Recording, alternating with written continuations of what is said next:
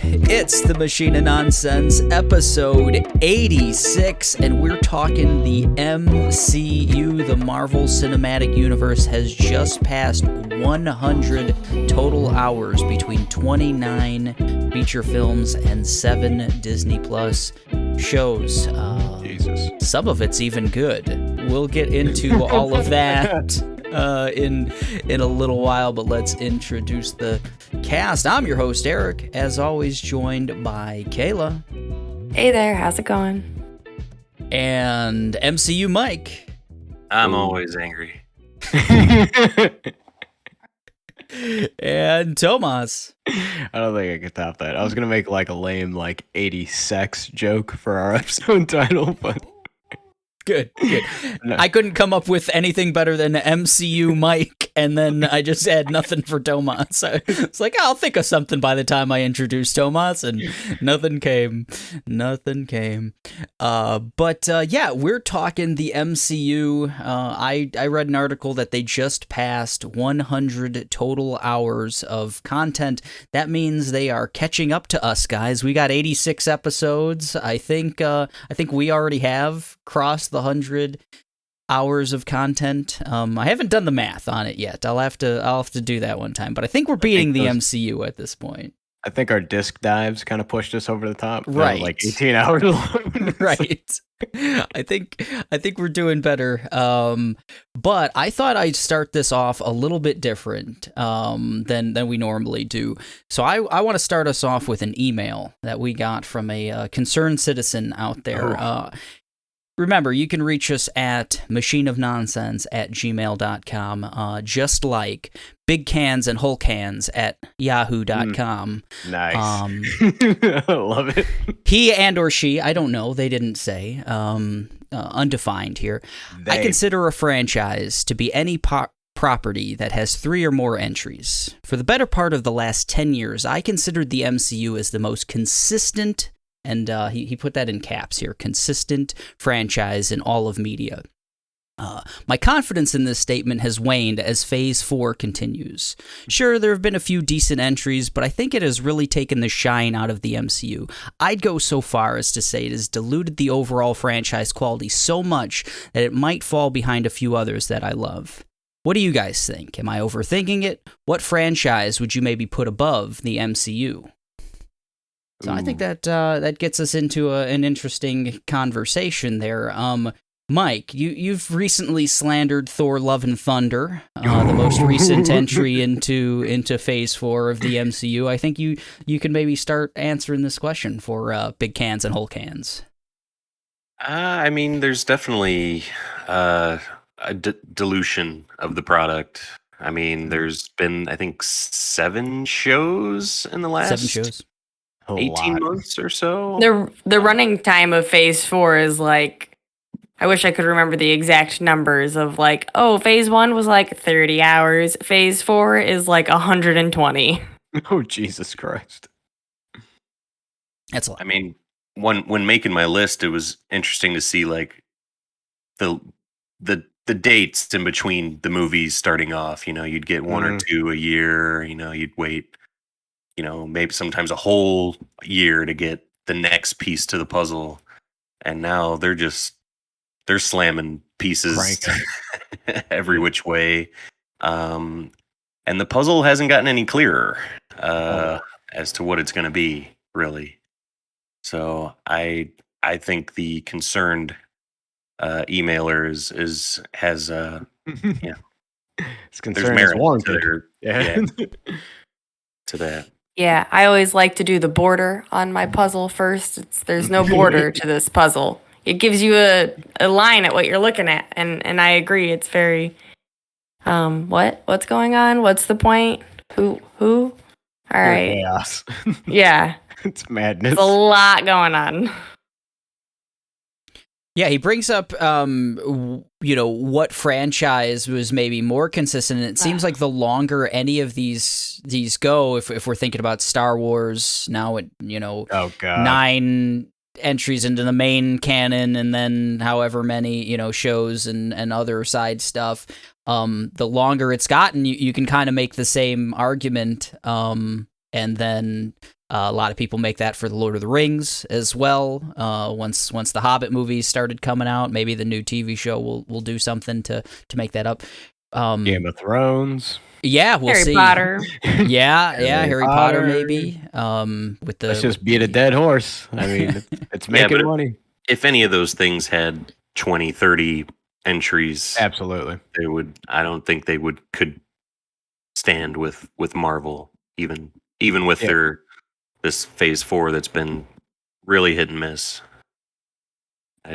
So do you think in that sense it's still like the most consistent, back to front, even though Phase 4, I think we all kind of agree is a little still more consistent than your Star Wars, than anything else you could think of, really? I mean, games, it's a little easier to match stuff up. You got, Mario hit its 35th anniversary, Zelda, Metal Gear just hit that mark too. And you're not getting stuff as often. But true. I would put, those kind of franchises up with what Marvel's doing. Mario's an interesting conversation because Mario's in a lot of like bad stuff too. Like there's a lot of like bad Mario like sports titles and stuff like that. Does that count? Mediocre compared to like, something like Mario Galaxy or something. Yeah. That 3v3 hoops game on DS does not. Oh yeah. That's the Iron Man 2 of the Mario. Oh no. I guess. But that's a DS game. They're trying to crank everything out on that bad boy because it sold like hotcakes. Yeah. So I feel you. There's a lot of side Marvel kind of one-off stuff too that kind of doesn't really count. But yeah, I guess if we're only counting the MCU, the 29 movies, 7 shows, and not getting into Agents of S.H.I.E.L.D. or the Netflix stuff or whatever, maybe that's the equivalent of the Mario DS. The X-Men movies. Oh yeah, the X-Men franchises. The original Fantastic Four. Boy. I mean, Deadpool's in there. I mean, dig Deadpool. There's a lot of Deadpool is fine. Like there's a lot of adjacent shit that can be brought up as well. All right. Try not to be too harsh on the poking holes and things, because the more characters, the more storyline you add, the longer these things go on, years and years and decades, they're gonna overlap. Oh yeah. Yeah, we just watched the first episode of Miss Marvel, and that started off pretty strong. I think that could be a nice entry into this Phase 4. We'll see. There's 5 more episodes, but that from Thor kind of being a little meh. I think I liked it a little more than you, maybe Mike, but definitely not one of the better movies in the franchise. I like how Miss Marvel's starting, at least. That could bring me up. And I love Doctor Strange, so talked about that quite a bit. But I think a lot of it's just oversaturation at this point, too. That, and we had the conversation where, like, did Marvel peak at Endgame, And I think they're in this really hard time now, too, trying to let go of characters and start anew. They've got a lot of Thor and Doctor Strange, who are, the whole last big climactic MCU storyline is over. A lot of them are no longer continuing, but some of them are, and you're still trying to set up new stuff. Some of them I think we just need to let go and move on. Yeah. I think it's easy to forget that it kind of took 3 years until that first Avengers movie to really nail what they would, exactly, the kind of formula and the blueprint that each movie would kind of have on it going forward. Yeah, you'd think that though once they hit that, it would just be plug and play, but it kind of hasn't been in a lot of ways. I mean, lately it hasn't, but you got to start back at the beginning and build back up to that. They're that trying. reveal. That I think that's Slow boil. just what's gonna happen. I they're- mean, we've seen some bad MCU movies in the beginning too. Thor wasn't the best character then. Yeah, it wasn't great. Hulk wasn't great. Yeah.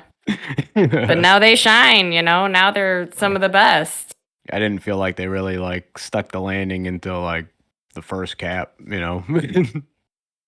Yeah, I like that first Cap movie, but you're right. Yeah, that came quite a bit in there, and even that movie feels quite a bit different than some of the better stuff that we got in the around the time of Infinity War, Endgame, all of that. It was a bold move in general just to try to do what they were doing, like using cinema as a means to try to convey such a large story over such a long span of time. It was hard. I mean, we had been burnt already by like certain Marvel franchise movies, You think they're going to be able to recapture anything? We've got some kind of intriguing things supposedly coming down the line. We got X-Men, we got Fantastic Four, we've got Kang the Conqueror, which was a cool reveal in I want Loki. X-Men to be good. I want X-Men to be so Do we good. think there's any chance I don't know how many years from now that would be, 5 to 8 years, once they have time to kind of set this all in motion, that we get another big... they've talked about like Secret Wars or something, which I'm not really familiar with, but I know it's a big, heroes versus villains, gigantic battle kind of thing. The Skrulls. Is there any chance that becomes as big as Endgame or anything like that?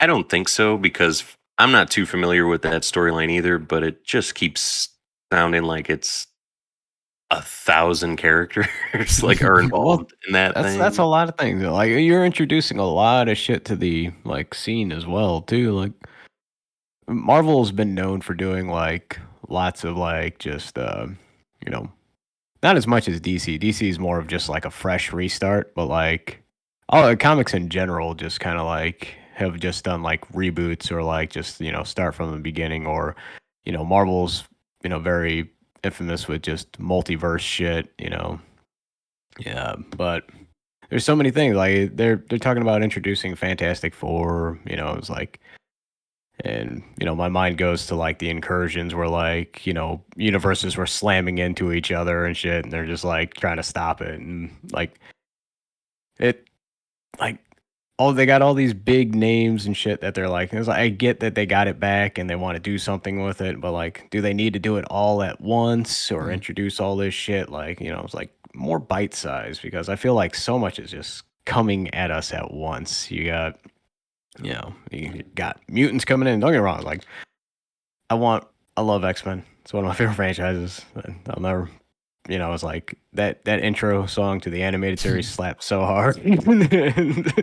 It's like, I want it to be good. It's like, and we've gotten a few decent movies over the years, even when Sony had their hands on it. But, it's like, I don't know, maybe it's, I just feel like they're not as focused as they used to be. I keep forgetting we're getting like a sequel to the X-Men animated series that they announced. That's interesting.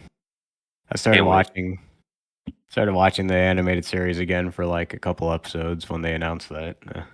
It's okay. It's okay. It is okay. Yeah, I tried to, and I think I'm gonna leave that in the past and love it for what it was at the time. I think. Yo, man, that shit got me up early on Saturdays when I was a child. So, bravo. We got to see what that X-Men movie is. I gotta see what they do. I have to. Yeah, X-Men is so near and dear to my heart. It's one of my favorite comic series. Like even like from '90s and shit going on, and even when Marvel had to sell off movie rights to shit just to stay alive, lest we forget that they almost completely went under in the '90s. But look at them now. The casting is going to be so interesting on that, because they're probably going to have to go like young kind of unknown actors and stuff like that. If they want to make it a long-running thing, like they have, if they want to do 10 years of X-Men. Didn't they try that with New Mutants and it was real bad? Oh yeah. Yeah. We haven't seen it, but that was a bunch of like. So. Yeah, okay, fair, but just it's the mutants. Are they doing like Origin or like how are they even gonna go about doing it? It's like, and there's like talks of like fucking Illuminati and shit already too, like in the movies and shit. Like, and I know Charles Xavier was a part of that, so. Oh yeah. So. Well, I don't think they can do it again. That was the question, right? Yeah. Basically, like, you brought up, can you ever recapture Endgame and everything that went up lightning into in a that? bottle? I think it was pure magical luck. I mean, you brought up casting, and it really hits for me with casting. I think Robert Downey Jr. is Tony Stark, the best. Tom Holland is the best Spider-Man. Like, even Hemsworth is the best Thor. Even Chris Pratt is like the best Star-Lord. They're just so good. I don't know. I just am amazed by the casting of what we have seen in the past. And so far in the future, it hasn't hit just yet. Missed our boy Hiddleston. Well, I guess I do like Yelena. Yelena hits. That was a good cast. Yeah, and when they cast Cillian Murphy as Magneto, like I have, fan casted him, then I think Magneto. Yeah. I don't know about that. I don't know. We just finished Peaky Blinders last night, and I was like, I think this guy could do a Magneto. I think this guy could do a good Magneto. Mike, who would you pick for Magneto? Me. Yeah. I know you're a big Magneto fan, so.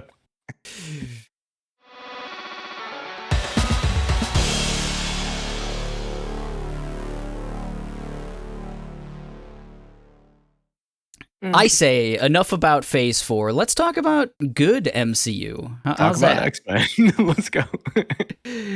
I figured we should keep this conversation going and do a top 5 of the MCU. So this encompasses the 29 movies and the 7 television programs. And we should just go around the room, give our top 5s, talk about what makes those movies, TV shows, etc. special, and have a nice little conversation and harken back to the days where we were excited, about these movies coming out and about what could happen in this big beautiful world. So promising. Kayla, you want to start us off? Why don't you start off with your 5? Sure. I'll go. My number 5 is in the current stage. I picked Loki for my number 5. Also my number 5. Holy smokes, that means that... Wait up. Yeah, Did all 4 of us pick Loki for number 5? Absolutely. It's a solid piece. This is something that does take a character we've known and loved and push it forward, and it has a storyline, and it has a big bad, and it's beautiful, and it's fun, and it's funny. It does it all. This is the magic equation. Ooh.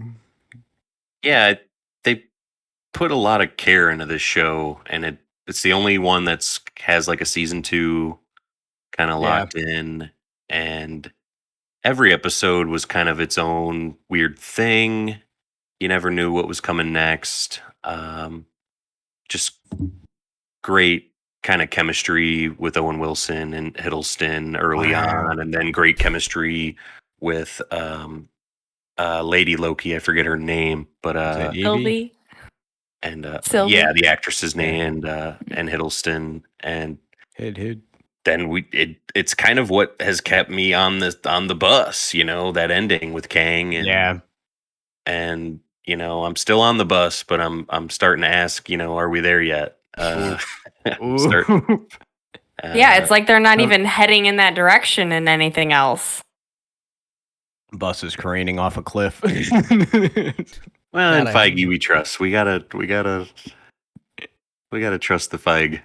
Do we think so? Loki was such a instrumental character for a long time, first kind of major villain in Avengers and stuff like that. Would a show and Tom Hiddleston's so great in that role, and he really got to like just be in front of the camera for however many episodes that was, several hours, where he was, just really getting to cook there.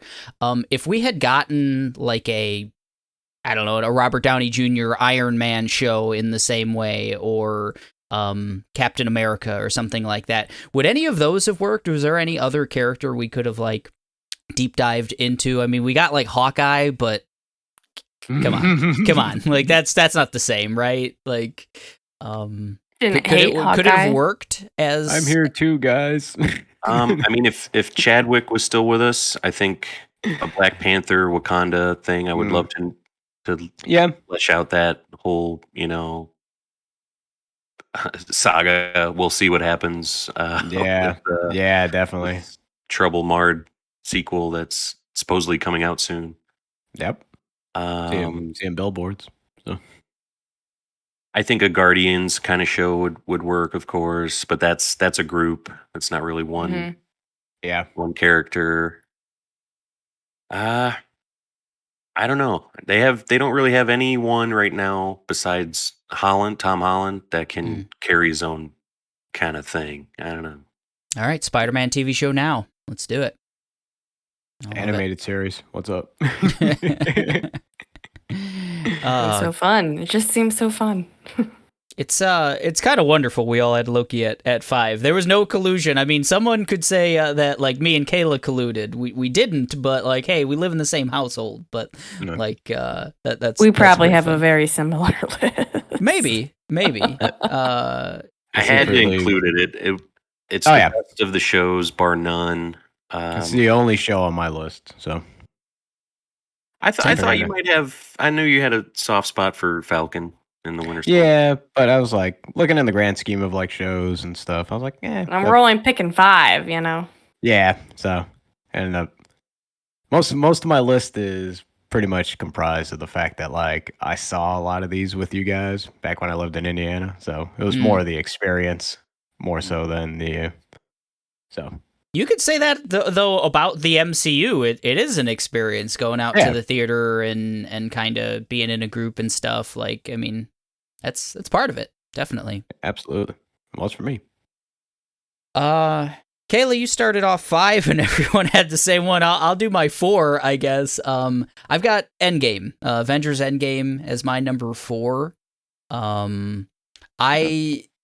I thought that this had a soft middle, maybe a little bit, like all the time travel stuff. There were some individual scenes that were kind of touching and kind of cool and funny, but it was very long. But the payoff was fantastic. I mean, the final battle and all of that. The big team up, on your left, right? That's the big line. And just the whole meme of it all, everyone cheering and everying else. And giving me goosebumps just talking about it. Yeah. Welling up over here. There was some stuff. Like, there's a lot of, you got Cap Mjolnir. Endgame is my number 3. It's also on my list. Ooh. My number 1. Damn. Oh, wow. Not too bad. Killed I mean, it was the...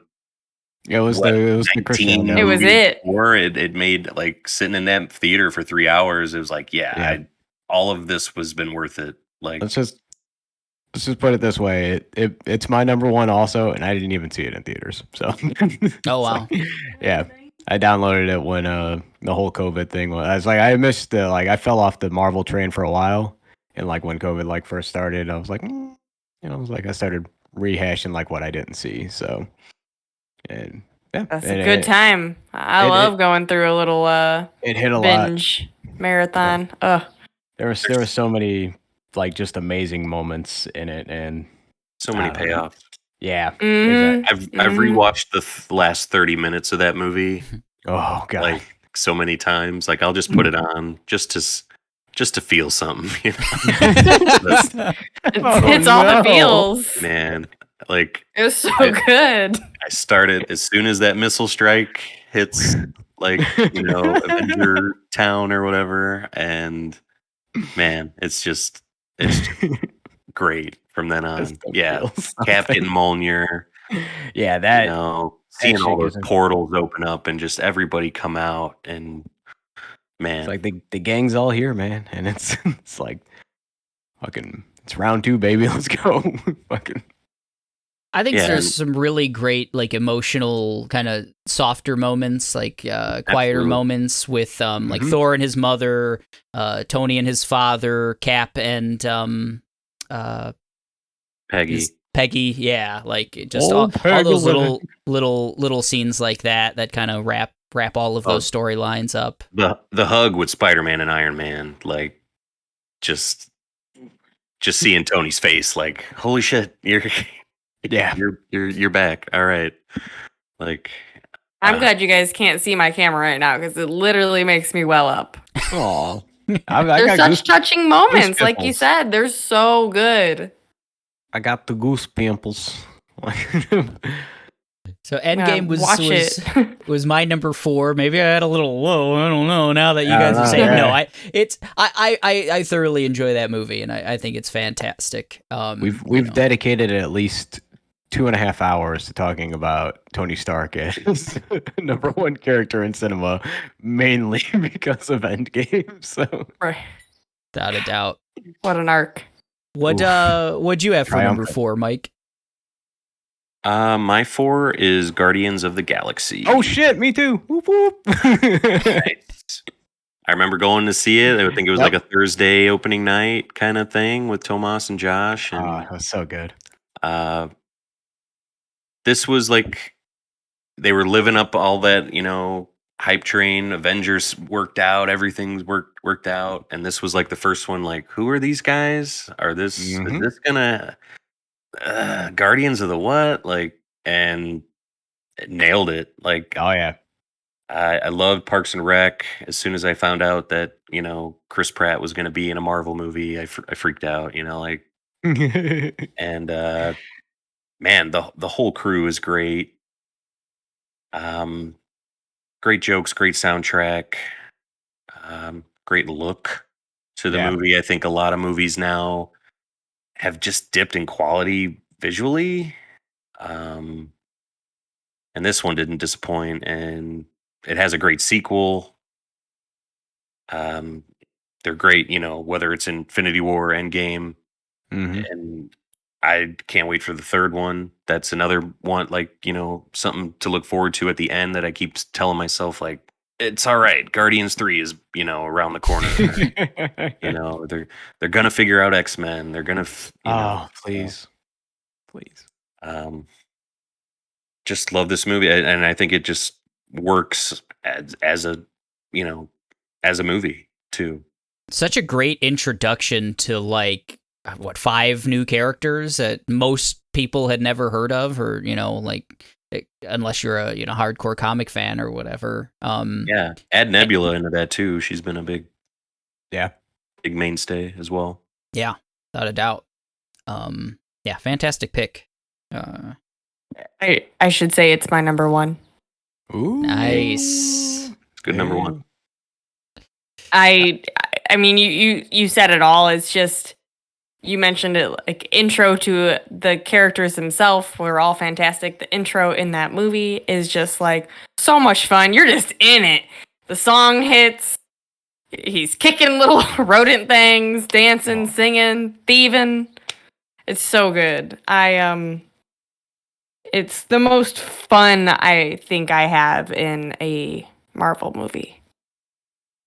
Yeah. Absolutely, that prison break scene, and Yeah. the stuff with Rocket, and it's great. Yondu. And like you said, it has a continuation that also hit. That was one that I didn't initially like as much, but watching it multiple times since then, I have enjoyed it more and more. And I'm excited for the third one too.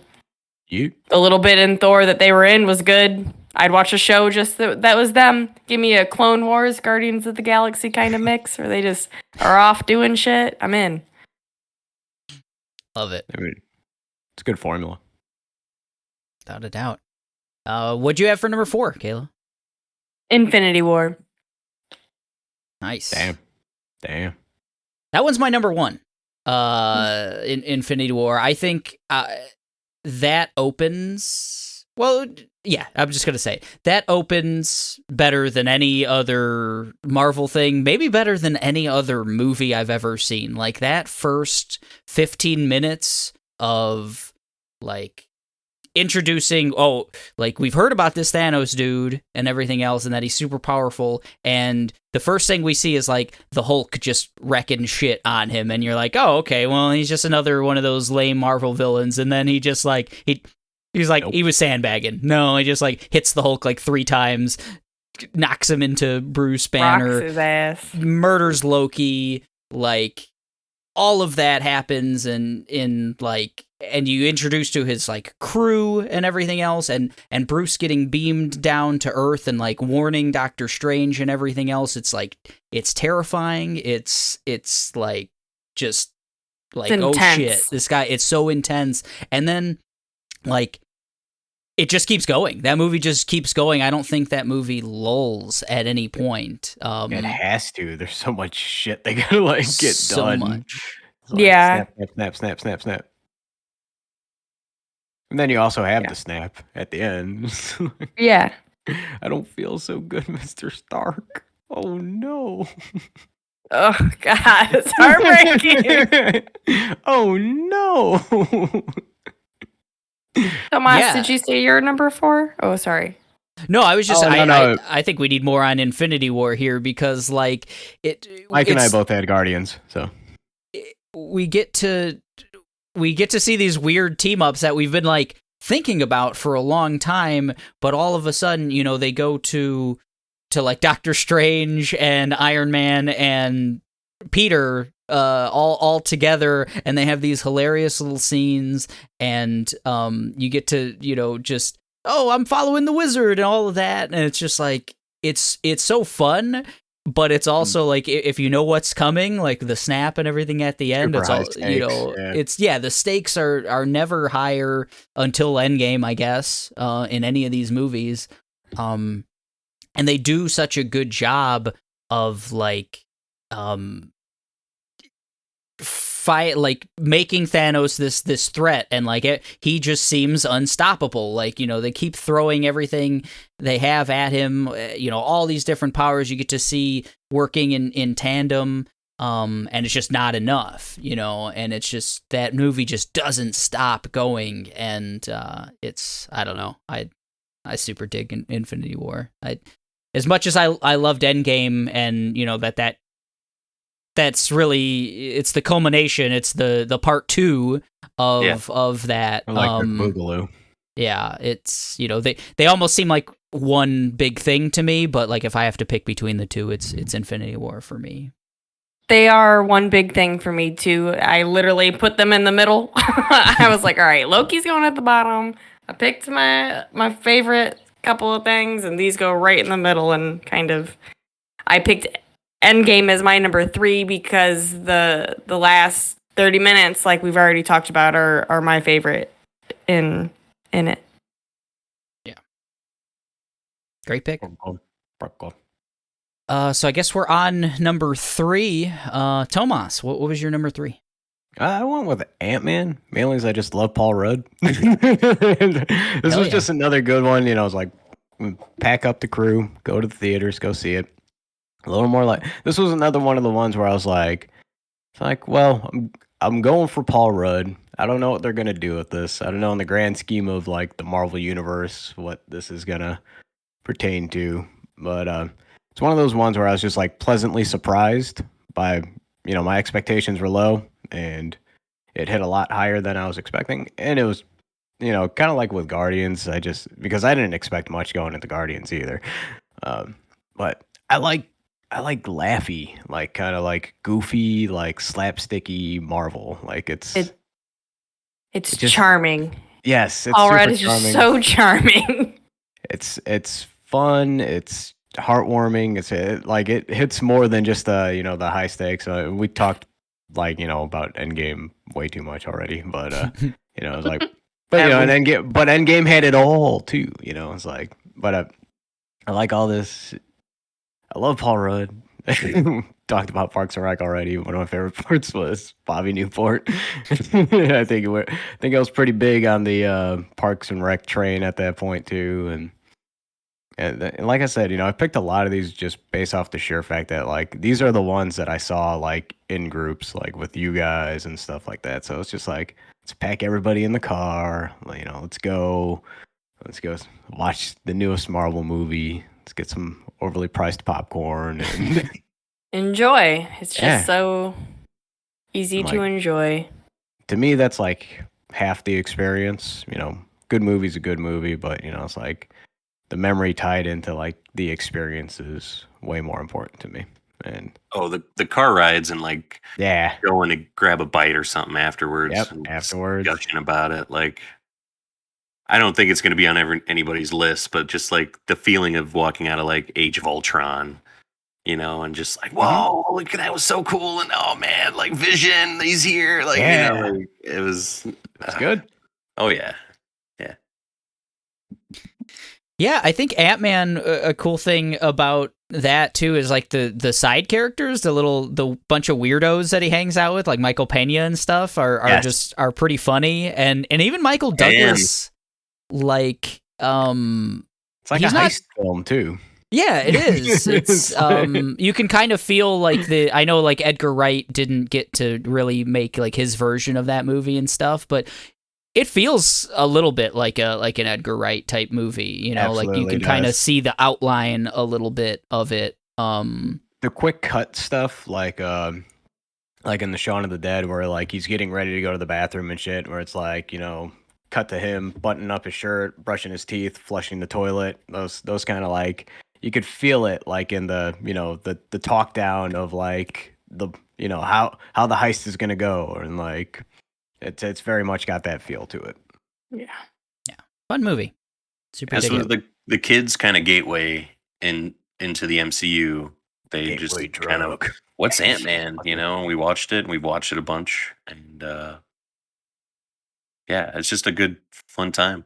Yeah, it stands alone too. Like you mentioned the lower stakes, Tomas. It is one that you can just kind of watch and not need to know anything about the other MCU or characters or anything else. But he's still like, shouldn't you call the Avengers? Like, not me. Call them. Yeah. Yeah, there's little nods here and there, you know, and I think they reference, you know, him with Spider-Man. Yeah, just the little things here and there, but like but yeah, it really does stand alone in a lot of ways, where you could introduce kids or someone who's maybe not into Marvel or whatever else and say like, hey, here's kind of like the overall thing that they always go for. If you dig this, maybe you'll also like other stuff in this, you know? Yeah. That's fun. What'd you have for number 3, Mike? My number 3 is Spider-Man Homecoming. Motorman. The first of the new Spidey trilogy. I was kind of just done with Spider-Man overall. There had been 5 movies up to that point. I know, like, Spider-Man's like the Marvel character. He's the most popular. And boy.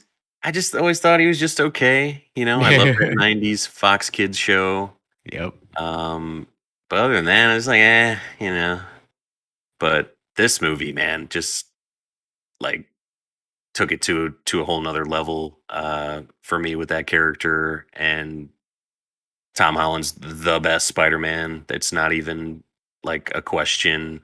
He just made that character his own, and he's such a great performer that he was able to give up that spotlight in No Way Home, right? With Garfield and Toby, and let them cook for a while, and then still command his own movie after that. And Keaton, maybe the second best Marvel villain, if Thanos is, you know, well, Thanos is number 1, but Killmonger?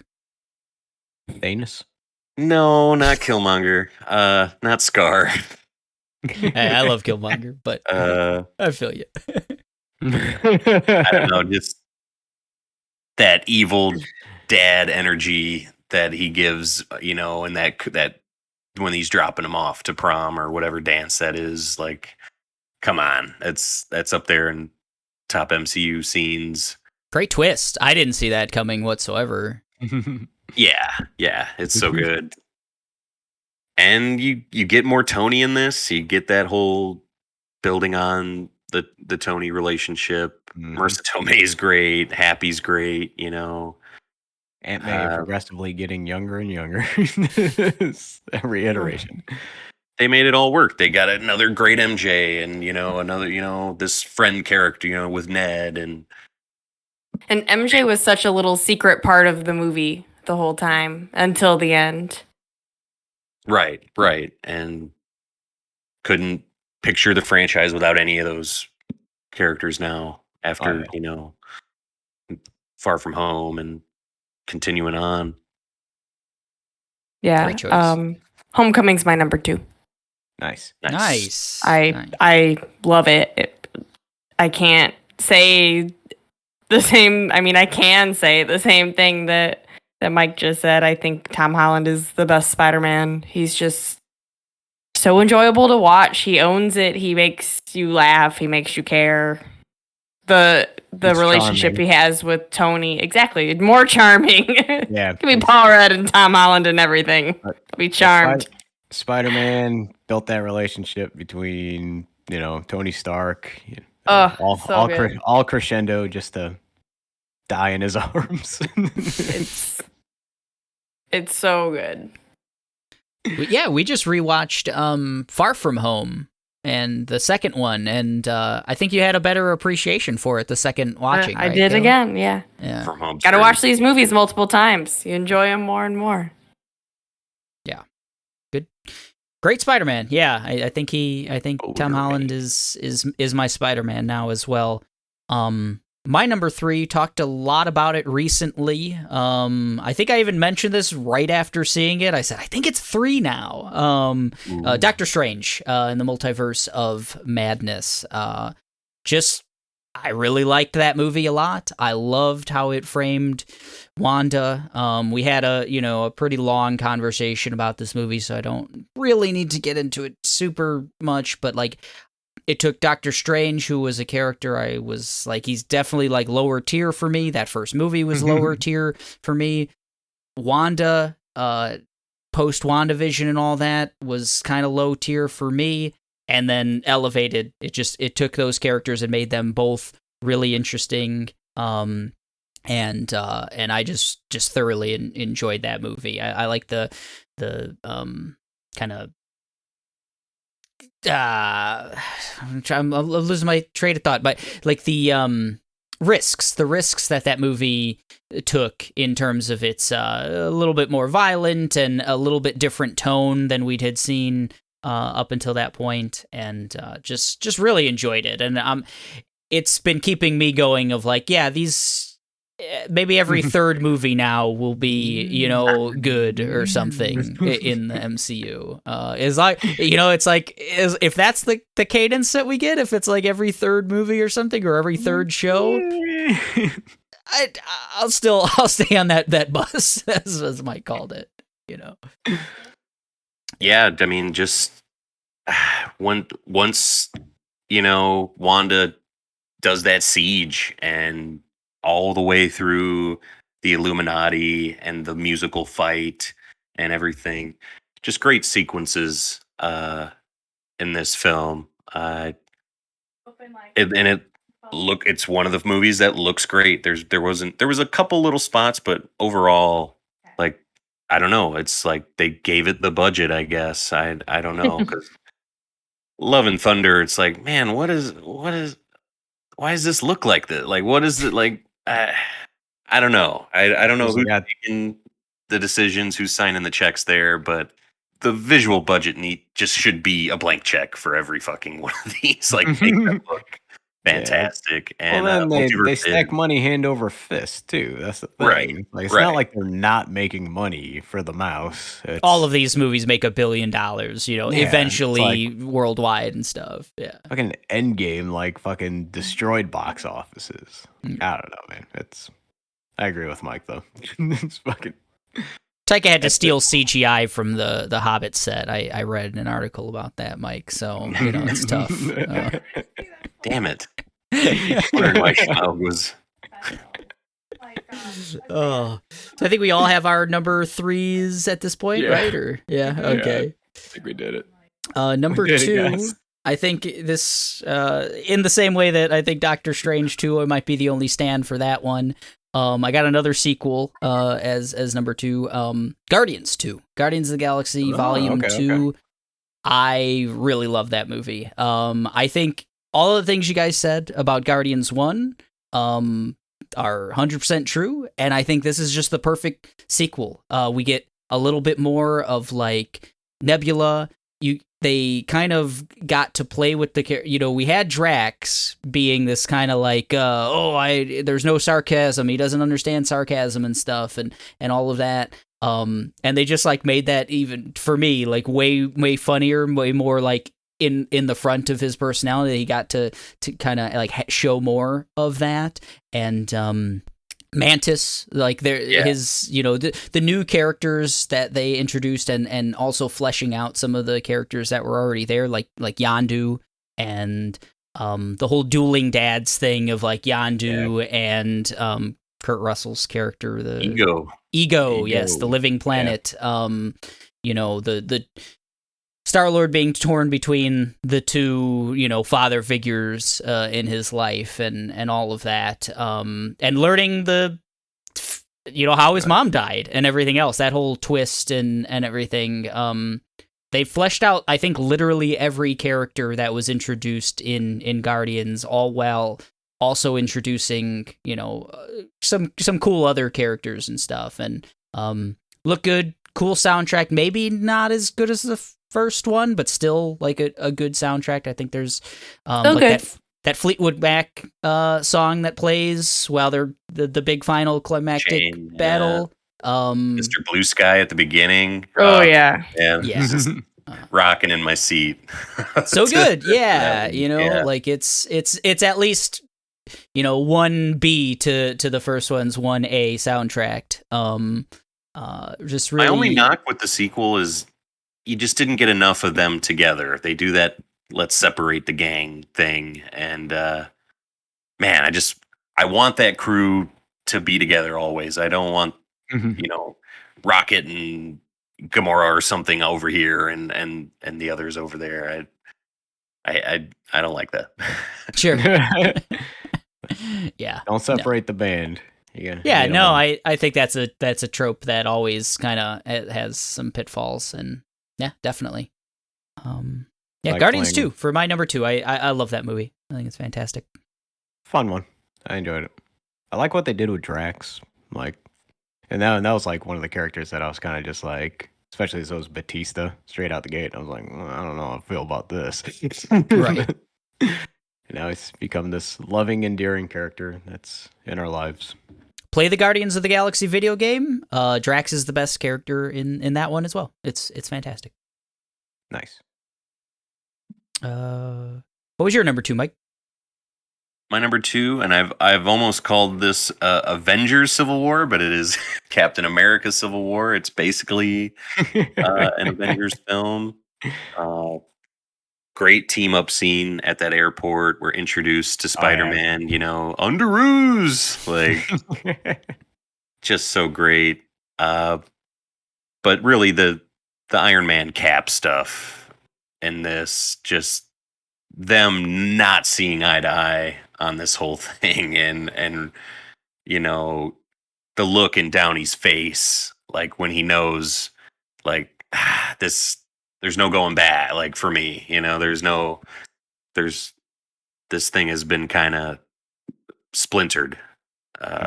This Avengers thing, and I loved it in the theater. I loved it on rewatch.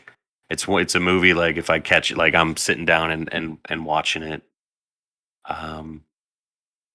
Love seeing Winter Soldier get his ass beat.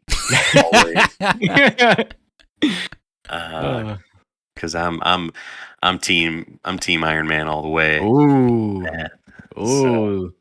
it's a great debate. Team Cap.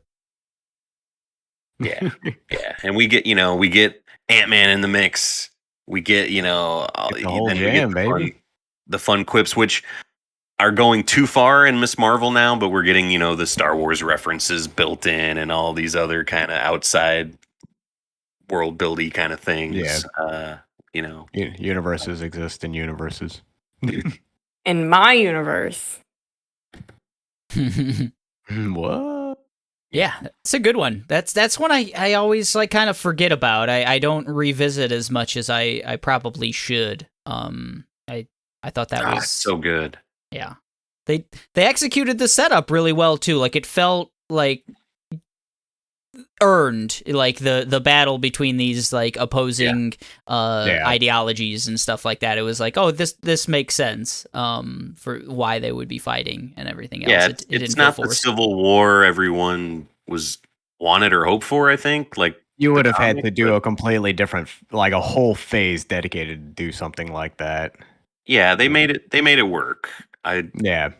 Completely. And yeah, this is just a huge stepping stone towards that Infinity War, towards that end game that just locked it all in place and makes it the best, franchise, like that emailer said. Like it's Ooh, the best. man, it's so good. Consistent. Big cans and whole cans, by the way. I got a Big cans at and yahoo.com. Love it. That's my Kayla, hero. All right. did you already do your number 2? My number 2 was Spider-Man: Homecoming. Nice. Oh, okay. Spoder Solid. man. Spode. How about you, Tomas? I'm in love. I did Age of Ultron. The second Avengers movie. Nice. It's just another one of those like Oh, Mike, you I did. think you nailed it. Like that was just kind of like one of those walking out of theaters, like the post movie chat, and just there was a lot. It's like I It was almost electric. Yeah. I don't know. because same thing with the first Avengers. Like I like honestly like I almost picked number 2 as Cap, like the first movie, because my reasoning behind that, like to me, that was when I bought season tickets. But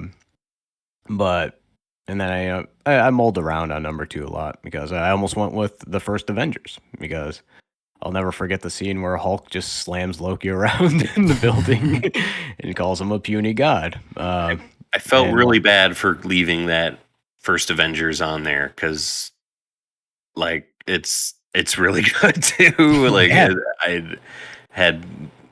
I was hoping that movie would be, something great, and then to see it, and it was great, and then it becomes the the highest grossing movie of all time, whatever, and made it like the little kid that loved all those cartoons and stuff. Like it's been just leading up to all this stuff. I couldn't believe that it was happening. Like I don't know. Yeah.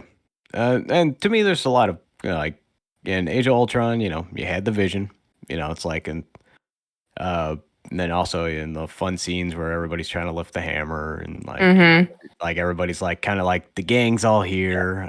You got Tony's like kind of like becoming more of an altruist, like, willing to sacrifice his life for the sake of like actually saving the world, but he's also struggling with the idea of like, Ultron's kind of his fault. So it's like Good look for Tony in this. Yeah, and I don't know, like as far as like I already picked Endgame as my favorite like crescendo out of the whole entire thing, but I felt like this was a really good midpoint, like in the grand scheme of things, and I said all of my choices were mainly just picked based off of like hanging out with you guys, seeing these movies, but I don't know, man. It's like It's something part about of that what one. makes these movies so great. I mean, just being able to talk about them and dissect them and Oh yeah, laugh together, and I feel like we had the steam already at this point. Like we knew this was a good thing. Like we've gotten enough of it. The first Avengers was good. The movies subsequent after that were just getting better and better. And I don't know, it's a nice gooey nougaty center for me. Yeah. Definitely got to shout out James Spaderman You know, Spider-Man. yeah, the Spider-Man. He's fun as Ultron. I think like he's just doing like the thing that he does now. Like I think he's the same in like that Blacklist show and stuff. I've never seen it, but every commercial I've ever seen, it's like, oh, he's just Ultron. Okay, cool. That, you know? I think that and is he's just even the same in Seinfeld. I think it started way back when. Yeah, I think that's just James Spader. He's got like one thing, but Spider-Man. it worked. It worked for Ultron. Ultron was great.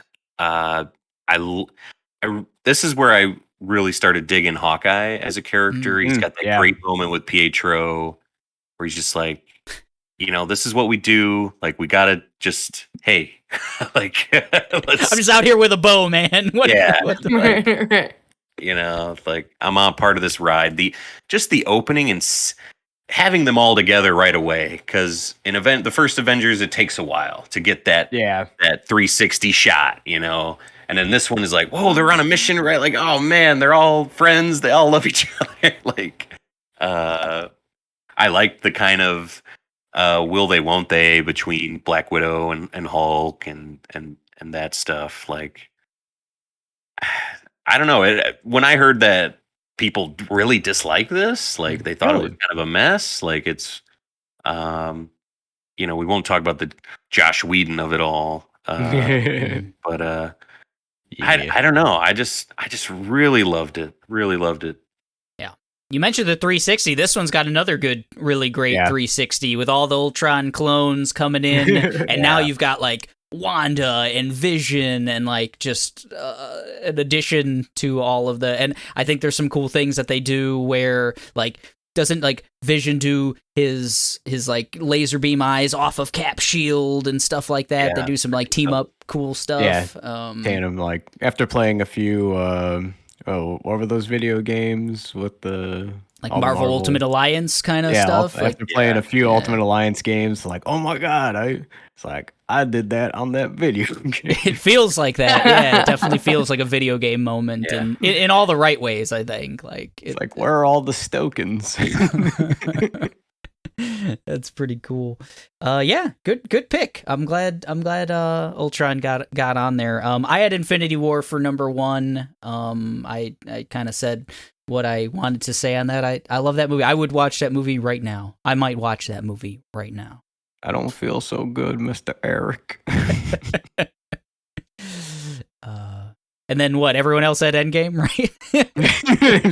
Endgame was mine. Yeah. Endgame was mine. Guardians was mine. Oh, Guardians, yeah. Yeah. Great pick. So those are the correct picks. Infinity War, Endgame, and Guardians are the number 1 thing in the MCU.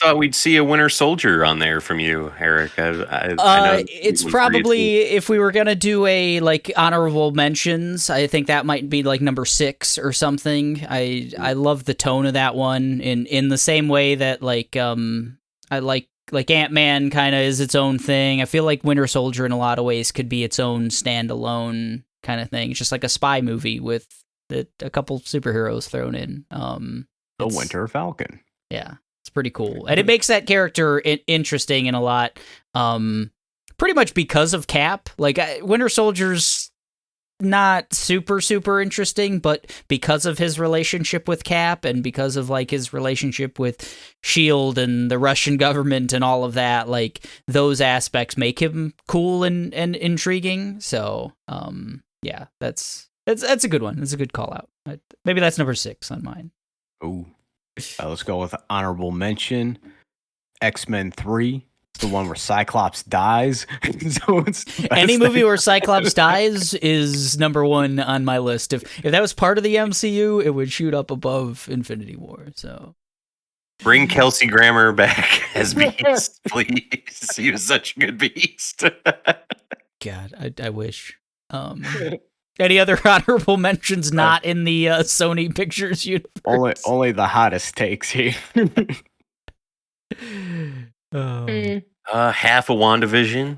Ooh. I want to shout out to first that. half of WandaVision. before they pushed the beds together. Man, I think we nailed all the really, really good ones. You might be right. I love these lists. I really do. I want to give a shout out to What If. I thought What If was dope. I Preach. I liked it a lot. I hope they bring back more of that. I know they're bringing back zombies as its own thing, a spinoff of a spinoff. But yeah, man, just give me the fun little world with these characters and them kind of having the voice cast to go with it. Just made it all work for me. Yeah, IGN had posted on their social media. I saw it like yesterday. The 7 shows, all of their like overall grades that they gave all of the 7 shows, and they were all 8s and 7s. You know, they gave like Hawkeye an 8. I think Miss Marvel was an 8. Yeah. I forget what else. WandaVision might have been a 7. Whatever. Loki was like an 8. And then they gave What If a 5. And I was like, what? Come on now. That was the only one that just stood out. And I was like, get out of here. I don't know. Such viciousness. I think just the timing is what's weird for me. I enjoyed watching it. You feel like, okay, these are just one-offs, and they come together, which is good. I think just the timing is weird for me. It got no fanfare either, I think. I think all of the other shows, regardless of their quality, got a little bit more, like people were talking about them a little more. They got just a little more social media buzz and stuff. What If just seemed like it came and went in a lot of ways. Unfortunately, I think, unreasonably, I would say. Maybe because it was animated? I don't know. Could be.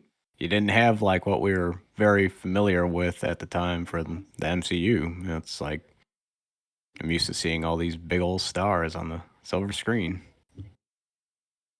I don't know. I just love the concept. I want them to go even wackier and more what ify with it. Oh yeah, it's like a perfect palette for like, oh, you know, it's like you don't even have to like commit. It's like, hey, you know. But you do.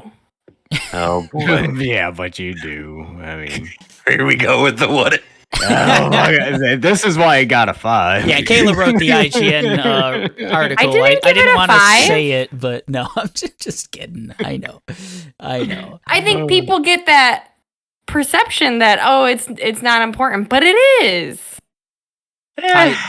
You know, maybe in like 10 years, I don't know. It's important given the to rate me, it's going. You know? But honestly, just like I hope they do more animation. I think animation is the way to go with video game adaptations now. I think it's the way to. Yes. Good. Are we gonna get copyright struck for that? Well, it's so good we might. I think like that could be the way the MCU could stay afloat and things of that nature. Like there's all these issues with we can't get actors, we can't do this. The budgets are getting out of hand. All of this. Well, I don't know. Make it all animated, and Robert Downey Jr. will do 10 minutes in the booth, right? Like record some lines, and whoever you want to do, they'll take $1 million to do 10 minutes in the booth. I bet. You know? Then you don't have to worry about them getting too old either. It's like exactly all you need is their voices. So yeah. No, and now you don't have to worry about those super like strict diet and like fitness like contracts they have to fucking sign for 10 years. Yeah. Like, Chris Hemsworth can just be Fat Thor, like forever. Absolutely. He ain't doing that. No, he's a monster of a man. He knows what he's working with. Come on, guys. We need a Korg show now. We need a Korg cartoon. Don't put that out in the universe, Mike. This could happen. Taika could make this happen. We don't need his... I want Porg Korgs. All right. I want that. God, that's his Star Wars movie that he's been talking about. Oh no. Porg Korgs. Oh boy, so that was our conversation on the MCU. We did our top 5s. We answered an email from Big Cans and Hulk Hands at yahoo.com. We'd love to hear from all of you. Go ahead and hit us up at machineofnonsense@gmail.com. Anchor.fm/Machine of Nonsense. If you'd like to leave your voice, you can leave a 1-minute voicemail on that website. We'd love to hear from you there. We've recently heard on Spotify, we put out some questions there, such as what you're most excited for. And Demetrius, our good friend, said that he's excited for the slate of anime that's coming in the second half of July, or second half of 2022. So, we don't talk enough about anime on this show, guys. We need to talk about more anime. Mike, I need you to talk more about anime. Hey, they're announcing the cast for that Yu Yu Hakusho Netflix thing. This weekend. I literally started watching that. I literally started watching that with Jackie like a month and a half ago, like before they even announced that, and then like a week afterwards, I was like, "Holy shit, it's back!" So, Kayla, cool. You need to watch anime for the first time ever, and explain it to me because I'm not watching it, but I want you to watch it. There's been anime stuff I like that they are going to make more of that I am super pumped for. Yes, indeed. So, there we go. Nice. We love Cowboy Bebop. We were the two people who loved the live action Cowboy Bebop. So yeah, you didn't love it enough. We watched it 5 times apiece. All right. They had 10 views on Cowboy Bebop. All right, so that's episode 86 of the Machine of Nonsense. We talked everything MCU. Pray for Phase 4, folks. Pray for Phase 4. Oh, no. Kang needs our support. You can reach us on Facebook, Instagram, and Twitter. We'd love to hear from you. We're getting out of here. I'm Eric. I was joined by Mike, Tomas, and Kayla, and we're saying goodbye. See you. Bye. Where in the world is Kang the Conqueror? Oh, no. Where's that show? I would like to know. Jonathan Majors in just a red trench coat. Part of the Kang gang. Back on the Kang gang.